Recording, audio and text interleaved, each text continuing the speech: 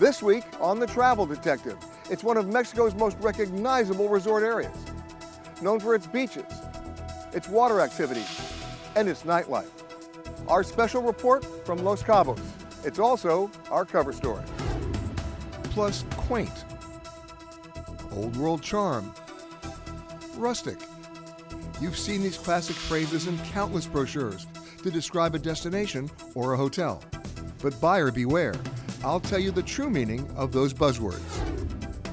And then, your next gastronomic destination may come as a surprise. I'll tell you about the food revolution currently going on in Slovenia.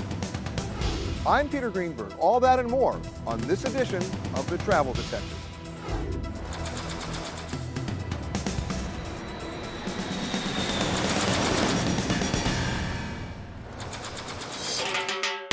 While so much of the world was locked down, Los Cabos, like the rest of Mexico, was an exception. Mexico never placed restrictions on air travel into the country, and many places remained open, with some capacity limits. So getting here was easy, and if you play by the rules, so is being here. Baja California Sur is located on the southern half of Mexico's Baja Peninsula, with the state of Baja California to the north, the Pacific Ocean to the west, and the Sea of Cortez bordering its eastern shores. Los Cabos is a municipality at the tip of the Baja Peninsula that encompasses the resort town of Cabo San Lucas and the smaller and perhaps lesser-known town of San Jose del Cabo. So many of the people who go to Cabo, as well as to many resort areas around the world, tend to make the same well-intentioned mistake. They're lured into spending most of their time in their resorts and never really discover the destination or the people who make it special.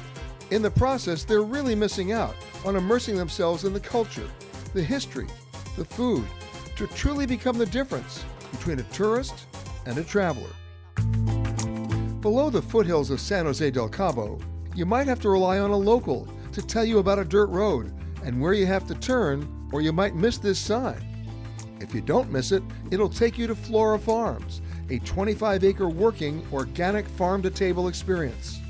They grow over 100 varieties of vegetables and herbs here, and it's served right on the farm grounds. Part of the experience is getting out to the fields to make that farm-to-table connection. What's special about this farm? I think we do a really good job of bringing the experience to people that have never stepped foot on dirt. They've never seen plants growing. Danielle Roll was born in Mexico, but her parents are American, and she couldn't be prouder that she calls these fields home. What's the biggest lesson that people take away when they come here? Is that when they come to the farm, they see how our food goes from right here to their table. And so then they start to think, hey, wait a minute, where is this stuff coming from? Where did my romaine lettuce grow? And the answer is, not the store. Exactly. We are gonna need some. Because it's farm to table, we started in the farm, grabbed some rosemary, and then went right to work making authentic guacamole in an equally authentic molcajete. We started with that fresh picked rosemary, added garlic and serrano pepper. You like spicy food? Not a lot, so be kind. Okay, so now from here, I want you to come over. This is your tejolote. Yeah, I got it. Can you say that word? Tejolote. Oh my gosh, perfect. And you want to get this as mushy as possible. It's all in the wrist. Using the tejolote, the avocados are then finished off with a squeeze of lime, some salt and pepper, a last stir, and then a taste. That's really good. Who made this? I did. You made it. Thank you. In just a 5-minute drive, you're in a world unto itself. It's an oasis that is truly a hidden gem of Cabo. At 345 acres, the estuary of San Jose del Cabo is one of the continent's largest. It's been around for more than 300 years, and in 1994, it was designated a state ecological reserve. And perhaps the best way to see it is on horseback. I can't believe how quiet it is here. Oh yeah, it's very quiet. Elias Gutierrez Osuna is a civil engineer who discovered this very special place just by chance. That I was building the hotel nearby back in 1980s, and this is a beautiful place where you can have peace, restful, and enjoy yourself. So when you weren't building the hotel, you snuck over here? Yes, all the time. Till today? Till today, you're right. It is a freshwater coastal lagoon, so the fact that it's freshwater next to saltwater means that it creates a unique habitat for hundreds of species of birds and wildlife. But what you won't find here is a lot of people. And most people who come to Cabo don't even see this. No, you're right. Nobody see it. I mean, there's not even a sign. And that, when you think about it, is a good thing. That way we can keep it clean. So we should keep this our secret. Yes, don't tell anybody.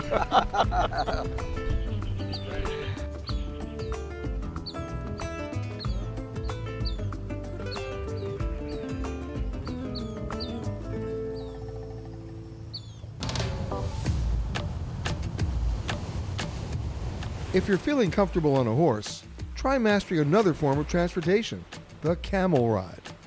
The camels always seem to be a lot bigger than people expect. I don't know what they have in mind, but that's normally the first reaction. Wow, they're huge. And a camel ride might seem pretty touristy, and believe me, it is. But with this company, your ride is also part of a greater purpose. Of the 24 camels here, 15 have been rescued. It's about a 20-minute ride, and not the most comfortable, but it does give you a pretty good view. Mexico has passed laws banning exotic animals in circuses, so organizations like this provide a home for these animals to recuperate and thrive. It's well worth the visit.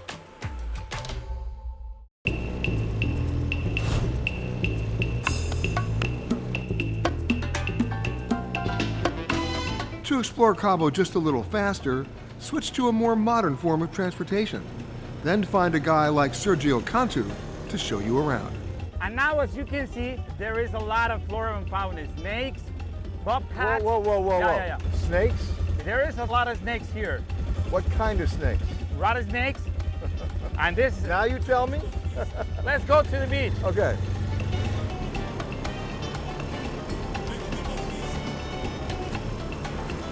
Look at this. Welcome to the Pacific Ocean.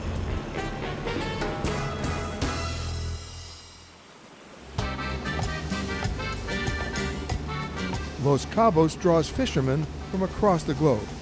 The most important sports fishing competition in the world, the Bisbees tournament. It takes place in Cabo. So if you want to catch something, you got to be a pretty early riser and head out with the pros. So the sun's not even up yet and everybody's out. To navigate the pre-dawn waters, I had the help of Chef Angel Carbajal, who's been fishing here for 27 years. I used to supply my restaurant with the catch of the day. Our goal was to catch some tuna, and we had lines of mackerel bait trolling behind the boat. Even going at a rate of about 10 miles per hour, the fish were able to keep up, and they were going for our bait. Whoa! Okay. There he is. Okay, just right there. That work. Got it. Got it? Whoa! There you go. Whoa. That's one dead fish. It's still good for sashimi.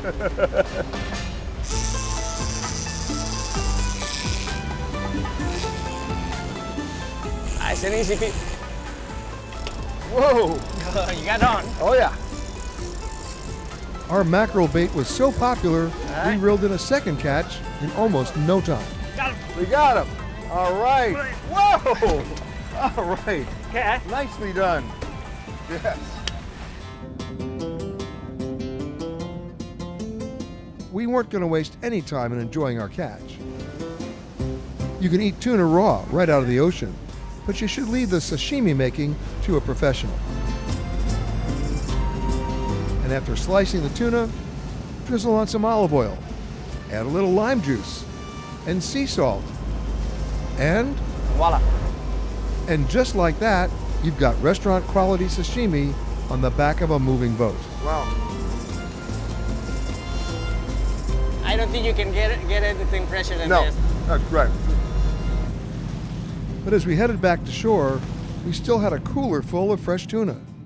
Well, one fish was an appetizer. Whoa, whoa, whoa. But the other fish, this baby's lunch. If I can hold it. Let's go get it. I'm giving this to you. All right, cool.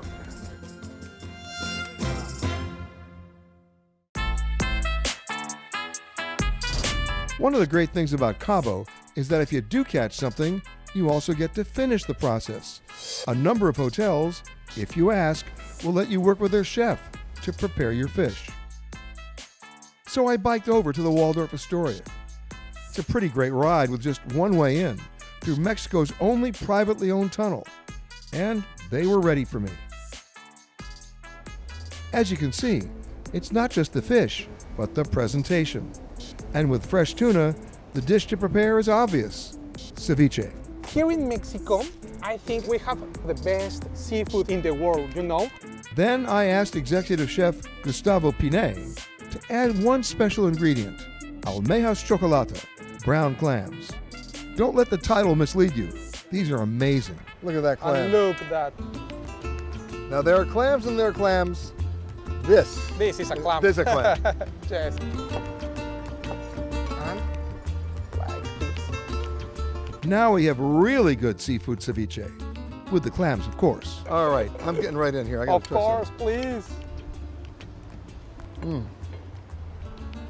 You like it? I love it. I think that's an interesting thing. This one piece will make 52 layers. Watch on mobile devices or the big screen. All for free. No subscription required.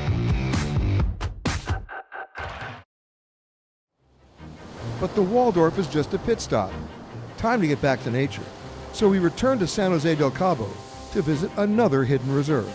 This one protects turtles, sea turtles, and it's a government-protected species. And if you get here just at the right time and at the right place, you can join the local volunteers for the turtle release. And the journey just starts right here.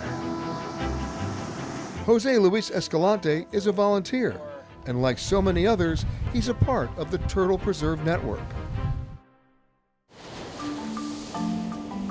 And it's this enclosed sanctuary where the eggs are brought and protected from any bird or animal that might poach them before they hatch. One sobering fact: despite all the volunteers' efforts, only about 1 in 1,000 turtles released actually makes it back here alive. Pretty tough odds, but when you think about it, still worth the effort. This is where we gather all the nests from all over the shore. And here's the unbelievable part. Under all of these white markers, buried in the sand, are turtle eggs. The markers tell when they were gathered, how many in the nest, and when they're due to hatch. So let me show you one of them. Well, look at that. Yeah. These are ready, these are hatched. Yeah. Wow, look at these guys. Yeah. And how old are they right now? They are just a few minutes old. Whoa. And if you want to help, you've got to wear a glove so you don't pass off any bacteria. I got to go catch a few here. Yes, they were quite active. Something that might amaze you is that when they're not ready, you put sand back on top of them and they still can breathe. Once they're all gathered, it's off to the beach and ready for their release. Now help them flip over. As the sun is setting, you're given the opportunity to give them an opportunity, releasing the turtles back into the sea. It is something that until you experience it, you have no clue how amazing this is. And for some people, it's even life-changing, like our guide who came down to volunteer and has been doing it ever since. You know, Jose, there's sunset, there's the beach, and there's sunset with turtles on the beach. This is so cool. Look at them go.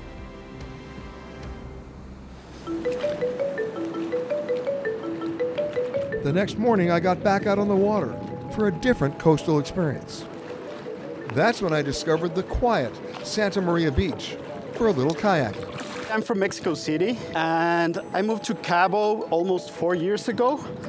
Jorge Hauser is an award-winning film producer, underwater photographer, as well as an ecotourism activist. Cabo is really, really special, and a lot of people don't know about this. You know the famous arch at Land's End? Yeah. That's actually where the Pacific meets the Sea of Cortez. And that creates a very interesting mix for all the species, like sharks and whales and sailfish.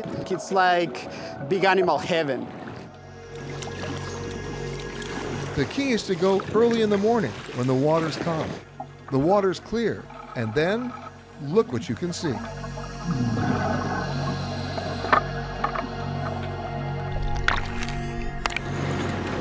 All good. Good.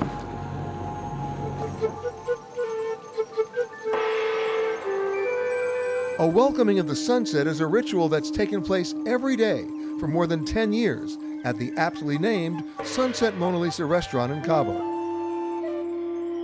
Does it look a little touristy? That's because it is. And if it doesn't look like a hidden gem, you're right, it's not. Now, you don't have to come here to renew your vows or even propose, although many people do. How about I make a proposal? It's one of the best sunsets you'll ever see. And because of that, I'm willing to make an exception.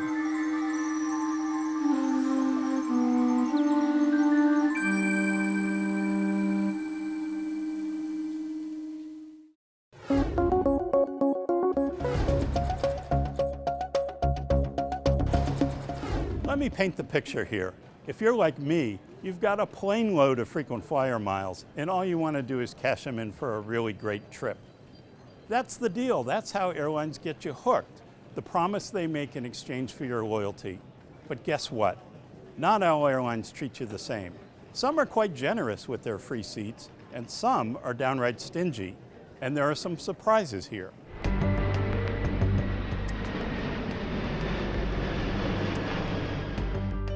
The downturn in travel actually creates more opportunity to use your miles.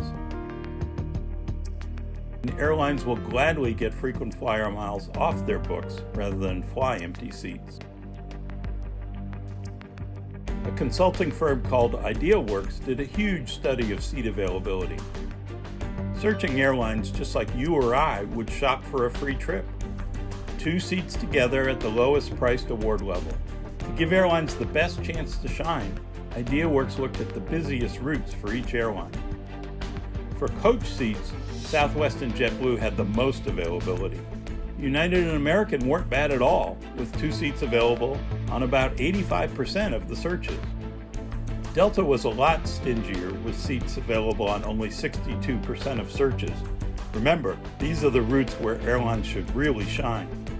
Delta's rate was worst among U.S. airlines, and near the bottom when you include foreign airlines too. Of the 20 airlines studied, Qatar was the absolute stingiest, with award seats open on only 46% of searches. IdeaWorks also looked at first class and business class seats, and here it gets really interesting. Those seats in the front of the airplane are what we all want most, right? You get the most value for your miles, and you get to fly comfortably. But can you really score a prime seat with miles? Not on United. United had 2 seats up front available on its busiest routes only 4% of the time in the study. 4%! It's not an award ticket, it's a forget about it, not going to happen ticket. Delta was only slightly better at 14%, American a more respectable 28%. Best among US airlines, Alaska at 90%. But Alaska doesn't fly wide-body jets with fancy business class beds, so it's a bit of a different comparison. Best among all airlines, Turkish, then Lufthansa, and Singapore. So now you know. And what are you doing just sitting there watching me? Get out there and use your miles. Pick a fun place to go. Maybe not Paris in the summer, you're not going to find seats there, but find your spot and use your miles because they're only going to lose value sitting in your account. When it comes to brochures, words matter, and I never take any brochure at face value. I always follow up any description of a destination or hotel with a conversation with someone from that destination or hotel. For example, quaint means run down. Old world charm, you're sharing a bathroom. Rustic, you're isolated. You can almost guess what cozy means. You're going to be cramped.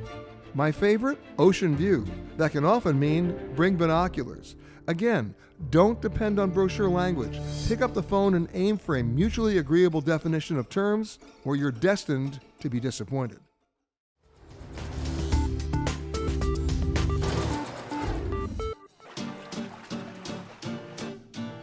It's now considered by many one of the cutting-edge capitals of the new food movement. No, it's not Paris, and it's not Copenhagen.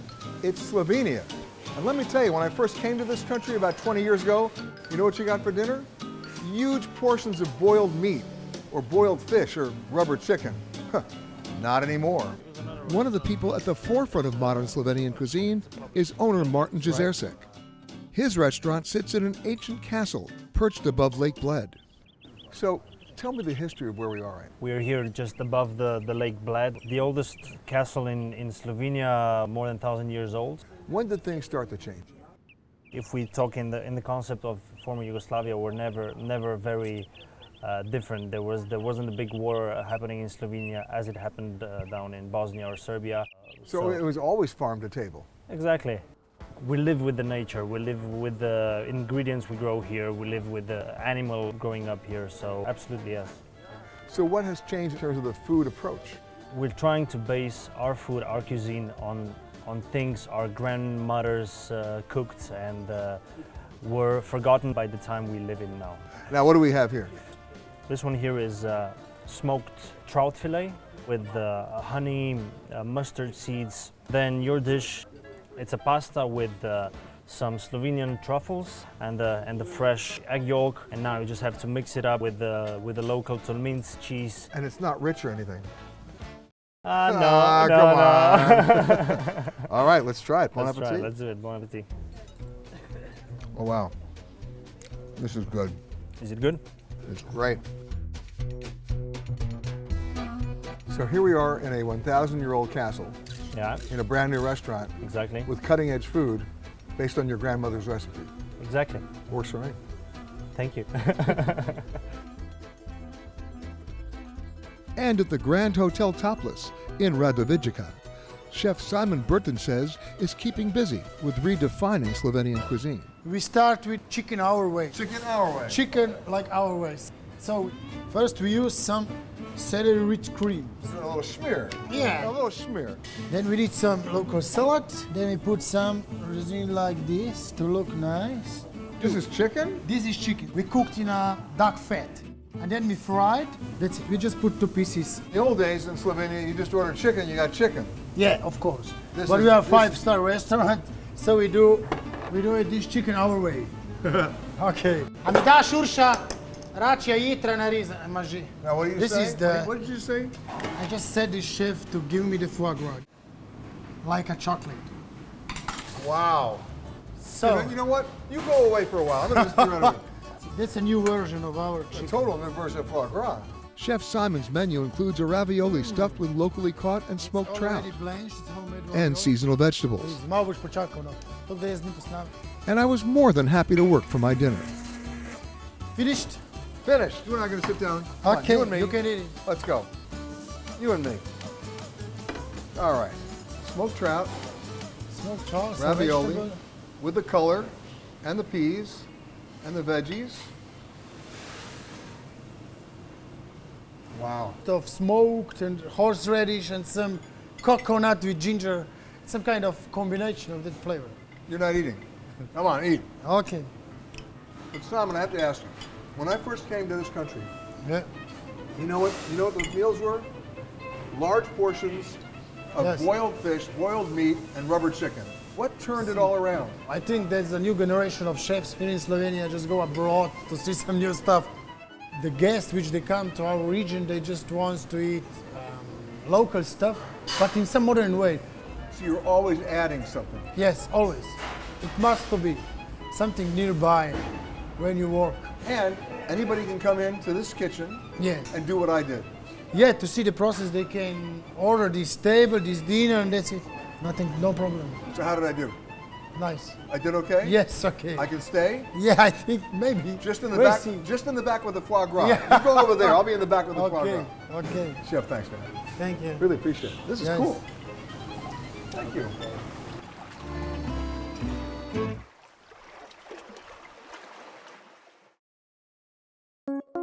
That does it for this week. I'll see you next time on another edition of The Travel Detective.